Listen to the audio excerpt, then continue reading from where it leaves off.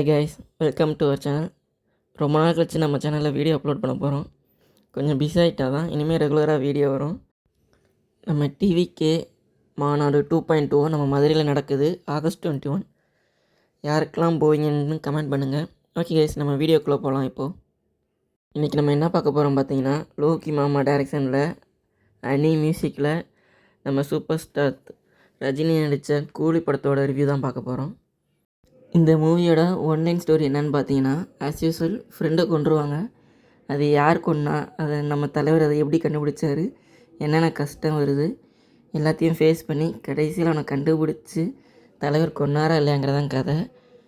படத்தில் ஒரு ஃப்ளாஷ்பேக் வரும்.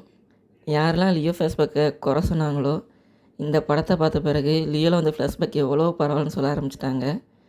படத்தில் 2 விஷயம் நல்லாயிருக்கும். அது என்னன்னா, ஒன்று ஓப்பனிங் சாங்கு, இன்னொன்று மோனிகா சாங்கு. சரி, இப்போ நம்ம யார் யார் அந்த மூவியில் நடிச்சிருக்காங்கன்னு பார்த்துருவோம். இது பேன் இண்டியா மூவியாக இருக்கணும்னு சொல்லி எல்லா லாங்குவேஜ்லையும் ஒரு ஆக்டர் எடுத்து போட்டிருக்காரு நம்ம லோகி. தெலுங்கில் நாகார்ஜுனா, கன்னடாவில் உபேந்திரா, மலையாளமில் நம்ம சௌபின் சாபீர், அப்புறம் கடைசியில் ஹிந்தியில் நம்ம அமீர் கான், அப்புறம் நம்ம ஸ்ருதி ஹாசன், கடைசியாக நம்ம சத்யராஜ் நடிச்சிருக்காங்க. இந்த கேரக்டரில் உபேந்திராவும் அமீர் கானும் ரொம்ப பாவம். ஏன்னா படத்தில் உபேந்திரா மொத்தமே 10 நிமிஷம் தான் வருவார்.